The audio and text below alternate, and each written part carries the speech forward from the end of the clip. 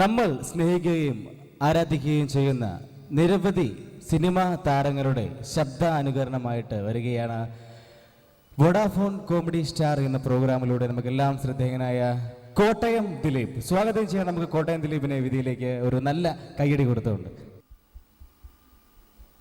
നമസ്കാരം ദിലീപ്. നമസ്കാരം. അപ്പം ഞാൻ പറഞ്ഞു ഒരുപാട് സിനിമാ താരങ്ങളുടെ ശബ്ദമാണ് ദിലീപേട്ടൻ ചെയ്യാൻ പോകുന്നത്. തീർച്ചയായിട്ടും. അപ്പം പറയാനുള്ള പ്രേക്ഷകരോട് പറയാനുള്ളത് ആദ്യമായിട്ട് ഒന്നും പറയാനില്ല. സാധാരണ ഇപ്പോൾ ജനങ്ങൾ എന്നെ വിളിച്ചു വരുത്തുന്ന സിനിമാ താരങ്ങളെ ശബ്ദം അനുകരിക്കാൻ വേണ്ടി മാത്രമാണ്, അല്ലെ രൂപം ചെയ്യാൻ വേണ്ടിയായിരിക്കും വിളിക്കുന്നത്. അപ്പോൾ തീർച്ചയായിട്ടും ഇവിടെയുള്ള ജനങ്ങൾക്ക് വേണ്ടി ഞാൻ സിനിമാ താരങ്ങളുടെ ശബ്ദം അനുകരിക്കുകയാണ്. ആദ്യമായിട്ട് നമ്മളെല്ലാം വിട്ടുപിരിഞ്ഞു പോയ മലയാളത്തിൻ്റെ കരുത്തുറ്റ നായകൻ ശ്രീ മുരളിച്ചേട്ടൻ്റെ ശബ്ദമാണ് ആദ്യമായിട്ട് ചെയ്യാൻ പോകുന്നത്. ഓക്കെ, മലയാളത്തിൻ്റെ കരുത്തുറ്റ നടൻ മുരളി. ഓക്കെ.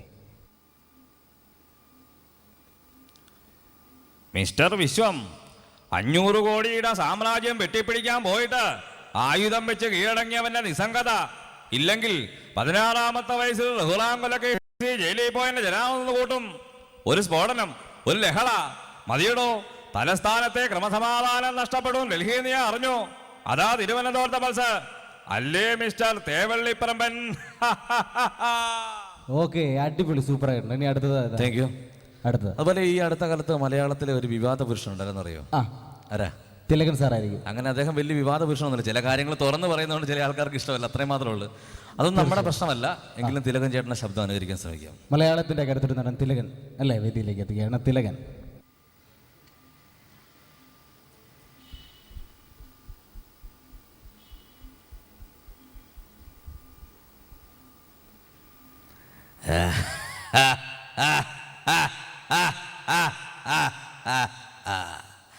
എന്താണ് ഇന്ദുചൂടന്റെ ഫ്യൂച്ചർ പ്ലാൻ?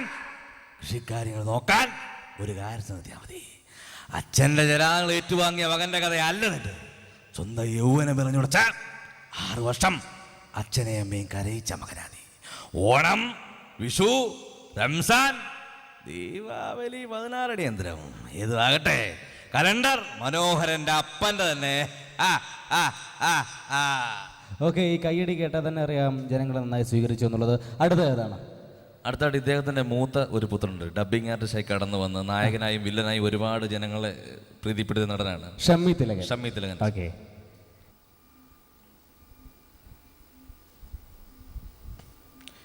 ഈ സഗീർ ഭായ്, മുസ്തഫ ഹാജിയുടെ ജീവനെടുക്കാൻ ഞാനും ദേവദേവ നബിയും റെഡ്ഡി ബ്രദേഴ്സിനോട് നെറികേണ്ട ലീഗ് ഉണ്ടൊക്കെ പിന്നെ തണുത്ത് നിൽക്കാനുള്ള കൈകളൊന്നും ഉണ്ടാവില്ല സഗീർ ഭായ്. എന്നെ പോലുള്ള നീചന്മാരുടെ പൊരു നിൽക്കാനാവില്ല സഗീർ ഭായ്. എന്താ പറ്റുമോ? കൂട്ടി കൊടുക്കാൻ പറ്റും സഗീർ ഭായിക്ക്. കൂടെ നിൽക്കുന്നവന്റെ കുതികാൽ കൊത്താൻ പറ്റും സഗീർ അലിക്ക് പറ്റില്ല ഭായി. ബട്ട് അയക്കാൻ കൂട്ടി കൊടുക്കാം, കുതികാൽ വെട്ടാം, എന്തും വരട്ടെ സഗീർ അലി ഹുസൈൻ. ഓക്കെ, തീർച്ചയായിട്ടും അച്ഛനെ പോലെ തന്നെ നല്ലൊരു നടനാണ് മകനും തെളിയിച്ചിരിക്കുക അല്ലേ? ഓക്കെ, നല്ല ശബ്ദമായിരുന്നു, നന്നായിട്ട് അനുകരിച്ചു. ഇനി അടുത്തത് നമ്മുടെ ഇത് അതുപോലെ തന്നെ നമ്മളെല്ലാം വിട്ടുപിരിഞ്ഞു പോയ മലയാളത്തിന്റെ ഏക നടൻ കാർലോസ്. ആരാന്ന് പറയോ? കാർലോസ് രാജൻ പി ദേവ് അല്ലേ? ആ നാടകാചാര്യൻ Rajan P Dev.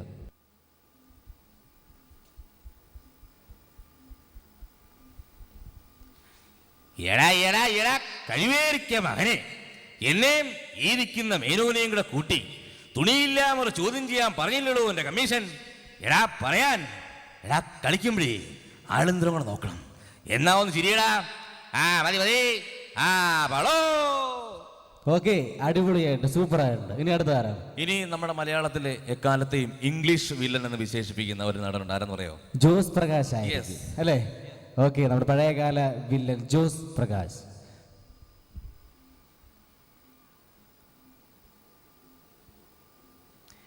Hello mister Babu, how are you?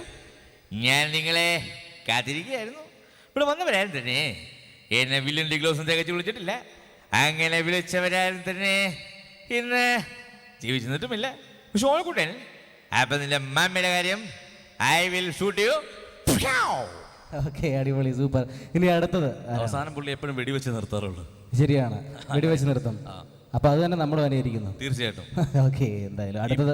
ഞാൻ ഇങ്ങനെ ചെയ്തോണ്ടിരിക്കുന്ന സിനിമാ നടന്മാരുടെ വില്ലന്മാരുടെ ശബ്ദമാണ് സ്ഥിരമായി. വില്ല, ഞാൻ ശരിക്കും ആലോചിച്ചു, എല്ലാം വില്ലന്മാരുടെ ശബ്ദമാണ് ദിലീപേട്ട. എല്ലാവരും മോഹൻലാലും മമ്മൂട്ടി അങ്ങനെയുള്ള നടന്മാരുടെ ശബ്ദം ചെയ്യാറുണ്ട്. അപ്പൊ എനിക്കൊരു താല്പര്യം തോന്നി, വില്ലന്മാരെ മാത്രം അനുകരിച്ചാൽ എങ്ങനെയാണ്? വില്ലന്മാരെ മാത്രം അനുകരിക്കുകയാണ്. ഇനി അടുത്ത് ഏത് വില്ലാണ് അനുകരിക്കുന്നത്? അടുത്തായിട്ട് നമ്മുടെ മലയാളത്തിലെ ഏറ്റവും വലിയ വില്ലനായിട്ട് അഭിനയിച്ച കൊട്ടാരക്കര ശ്രീധരൻ നായരുടെ സൗണ്ട് അല്ല, അദ്ദേഹത്തിന്റെ മകനായ സായി കുമാറിന്റെ വാസന്തി ലക്ഷ്മി പിന്നെ ഞാൻ സിനിമയിലെ തീർച്ചയായിട്ടും അധികം ആരും അനുകരിക്കാത്ത ശബ്ദങ്ങളൊക്കെയാണ് കോട്ടയം ദിലീപ് അനുകരിക്കുക. അതാണ് കോട്ടയം ദിലീപിന്റെ ഏറ്റവും വലിയ പ്രത്യേകത.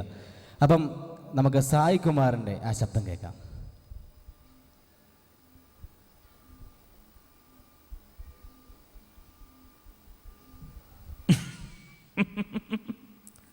വാസന്തി, നീ മിടുക്കിയ, നിയന്ത്രിക്കാൻ പറ്റാത്ത സമയത്ത് വിനോദിന് അങ്ങൊരു കയ്യബദ്ധം പറ്റും. ആർക്കും സംഭവിക്കും. അത്രയ്ക്ക് സുന്ദരിയ നീ. ഇതിന്റെ പേരിൽ നിനക്കെങ്ങാനും കയ്യബദ്ധം പറ്റിയാൽ, അതായത് പുറത്തെങ്ങാനും പോയി പറഞ്ഞാൽ, നീയും നിന്റെ കുടുംബം നിന്ന് കത്തും. അങ്ങനെ സംഭവിച്ചാൽ രാമുവിന്റെ കണ്ണോപ്പറേഷൻ നടക്കൂ? ഇല്ല. രാമുവിന്റെ കണ്ണോപ്പറേഷൻ നടത്തണ്ടേ? വേണം. എന്നാ വാസന്തി, നീ വീട്ടിലോട്ട് ചെല്ല്. രാമുവിനെ ഞാൻ വന്ന് കണ്ടോളാം.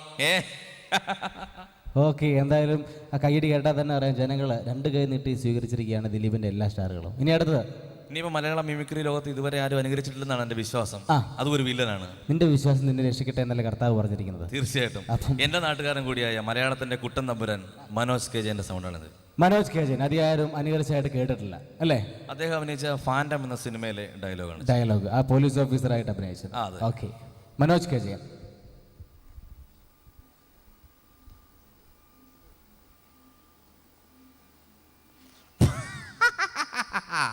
ബോംബെ വാല ഫാൻഡം പൈലി പോയില്ലേ?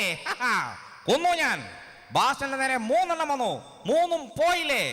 ദോസ്തേ, ഈ പുല്ലന്റെ മോനോട് പാമ്പറ, ഇല്ലേവന്റെ പള്ളയ്ക്ക് ഓട്ടയിടും. വേറെ വിശേഷമൊന്നുമില്ലല്ലോ ഇടിയൻ സാറേ. ഓക്കെ, നന്നായിട്ടുണ്ട്, അടിപൊളി.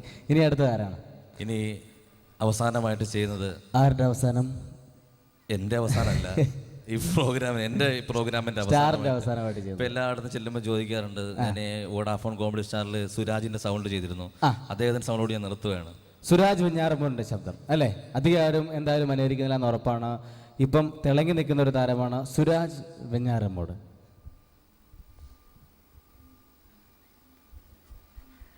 അപ്പൊന്ന ചിലര് പറയുന്നു ഞാൻ കട്ടെന്നും അണ്ണം മുക്കിയെന്നും.